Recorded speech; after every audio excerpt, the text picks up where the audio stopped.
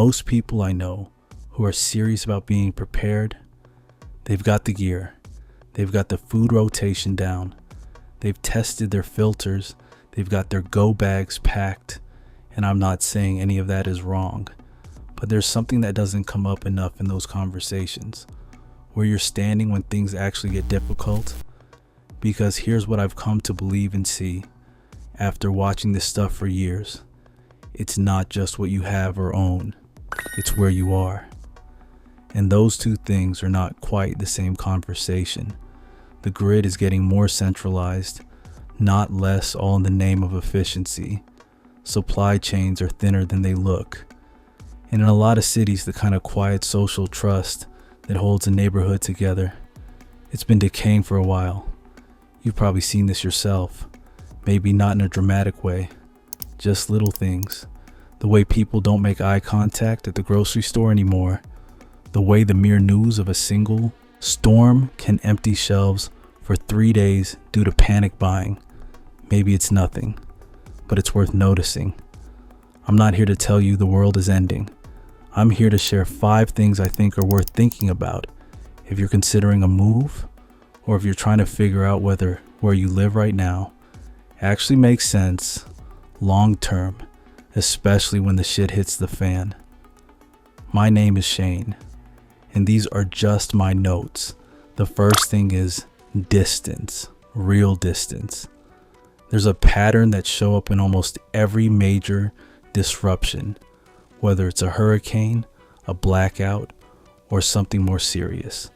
People move, and they move outward from wherever the problem is concentrated. It is the natural thing to do. Well, at least that's what most people thinks. Think about it practically. If things got bad in a major city tomorrow, most people would get in their cars. Some would walk. And the question is, how far can they actually get before they can't get no further? Realistically, most people in a real emergency with gridlocked roads and a single tank of gas are going to cover somewhere around 100 miles, maybe less. That's not a dramatic claim. That's just simple logistics. So if you're living within that radius of a city with 500,000 people or more, you're not really in the countryside. You're in the path of wherever those people are fleeing to. At first, it don't seem like a big deal. You're 40 miles out. You've got land. You feel removed from it. But 40 miles on a clear road is 40 minutes. And in a real disruption, that is not far enough. What you actually want is distance plus friction. In other words, natural barriers. A mountain range between you and the nearest major hub. A river with only a few crossings. Roads that aren't on the main route out of anywhere. Maybe you have noticed this, but a lot of rural services are being scaled back. Post offices, clinics, small county programs. The official reason is usually budget cutbacks, but the effect is that it becomes more harder to live outside of population centers. That's worth paying attention to. When you're looking at a place to land, look for somewhere that's genuinely off the radar, not famous for being a prepper destination, not featured on any list, just a small county close enough to a real working town that you can trade and connect, but far enough out that the nearest city's problems don't reach you easy. If you can hear highway noise from your property, you're probably too close. If you can see the glow of city lights on the clouds at night, you're definitely too close. The second thing is water. And I mean water you actually control. I was talking to someone last year who had a beautiful piece of property, good land, good location. And then I asked him about his water. He said, "Oh, I'm on a well." And I said, "Who manages the meter?" He didn't know. That's the thing. A lot of people assume that a well means independence. But in a growing number of states, private, wells are being brought under regulatory oversight. Smart meters are being installed. In some areas, there are already rules about how much rainwater you can collect on your own land. I'm not saying this to alarm you. I'm saying it because it's happening quietly, and most people don't find out until they're already in the middle of it. What you want is something simpler and harder to interfere with. A year-round spring on the property, a gravity-fed creek, a deep well that runs on a hand pump, or a small solar setup that you own outright. And here's something people don't think about enough. Look upstream, literally. Pull up a map of any property you're considering and look at what's above it. If there's a large farm, an industrial operation, or a managed reservoir upstream from your water source, your independence is more fragile than it looks. In a real disruption, those entities use what they have first. You want water that flows to you without anyone else's permission. There's a legal concept called senior water rights. It's worth understanding. It means your access to a water source was established before newer developments, and it can't easily be superseded. It's not a guarantee because laws can change, but it's a better starting point than nothing. The physical setup matters just as much as the legal one. Buried cisterns, a secondary filtration system, the ability to move water to your garden by gravity without a pump, without electricity. A property with a clean, reliable spring is worth more than almost anything else you can put on a piece of land. That's not an exaggeration. That's just what water means when you can't take it for granted. The third thing is energy, and this one's a little more nuanced than people think. Here's something I've noticed. A lot of people put solar panels on their roof and feel like they've solved the problem. And solar is great. I'm not against it.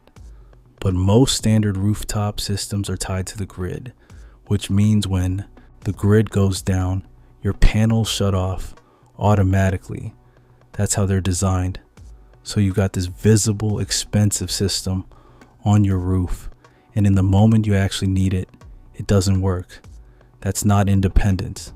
That's just a different version of the same dependency. What actually works is simpler and less visible. A wood stove that heats your home without a circuit board. A masonry heater that holds warmth for hours after the fire goes out. A house that's oriented south with deep overhangs, so it stays livable in winter without much help at all. I've been in houses like that. You walk in during February and it's 60 degrees inside, no heat running. That's not magic. That's just good design. If you're looking at properties, ask about the orientation. Ask about the insulation. Ask whether the heating system has any electronic components that could fail. A house that stays warm on its own is worth more than a house with a complicated system that depends on parts you can't get locally. There's also a regulatory piece here that's worth knowing. Some counties, particularly in states that have become popular with people looking to go off grid, are starting to require that homes stay connected to the utility grid. It's framed as a safety issue, but the effect is that you can't fully disconnect even if you want to. Look for unincorporated land. Look for counties where those rules haven't taken hold yet. They exist. You just have to look.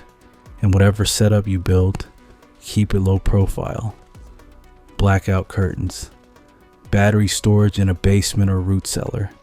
You don't need to advertise what you have. If the power goes out in your area and your house is the only one with lights on, that's a problem. The fourth thing is the people around you. And this one might be the most important. I know the image of the lone survivor is appealing. I get it.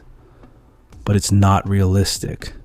Even if you have everything you need, you eventually have to sleep. You eventually get sick. You eventually face a problem that requires a skill you don't have. And if you're alone, that's where things fall apart.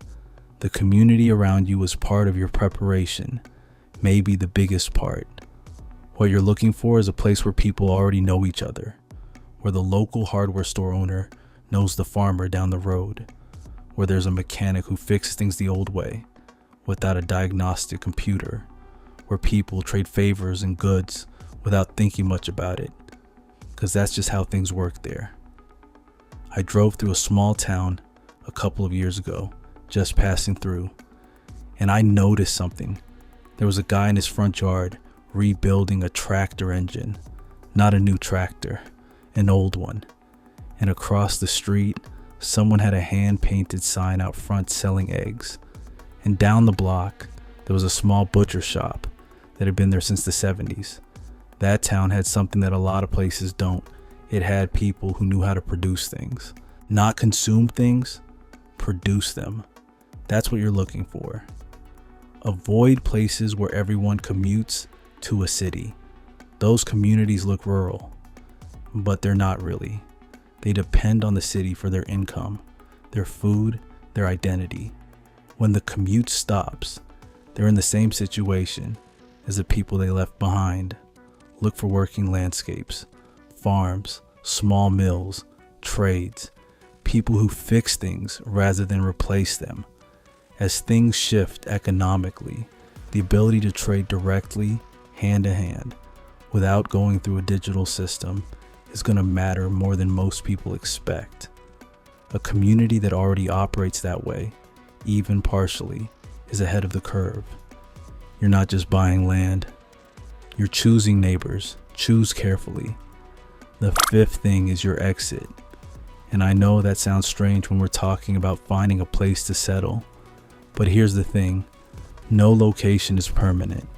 A wildfire, a chemical spill, a flood, an emergency declaration that changes the rules overnight. Any of those things can turn a good situation into a bad one faster than you'd expect. The people who get stuck are the ones who only plan for staying. What you want is a secondary option, not necessarily a second property, though that's ideal if you can manage it. It could be a trusted friend's place in a different county, a pre-scouted campsite on public land where you've already cached some basics, medical supplies, water purification, enough food to buy you time. The key is that you know how to get there without using the main roads. This is something I'd encourage you to actually do, not just think about. Walk your secondary route. Drive it at night. Know which logging roads connect to which back roads. Know where the bridges are and which ones might be closed in an emergency. Main roads are the first thing that gets managed in a serious disruption. We're already seeing the technology for remote road closures. If your only way out is a single paved highway, that's a vulnerability. Walk your routes twice a year. Things change. Roads wash out. Gates go up. You want to know about that before you need to use the route, not during. A place you can't leave isn't a sanctuary. It's just a different kind of trap. So those are the 5 things: distance, water, energy, community, and an exit. None of this is about fear. It's about thinking clearly while there's still time to think clearly. The cost of land in quieter, more self-sufficient areas has been going up. The regulations around off-grid living have been tightening in a lot of places. The window for making these moves on your own terms is real, and it's not unlimited. I'm Shane. These are just my notes from paying attention for a long time. If any of this resonates with you, stick around. We're going to keep documenting this step by step for people who want to make thoughtful decisions before they're forced to make rushed ones. Stay grounded, stay aware, and keep your options open.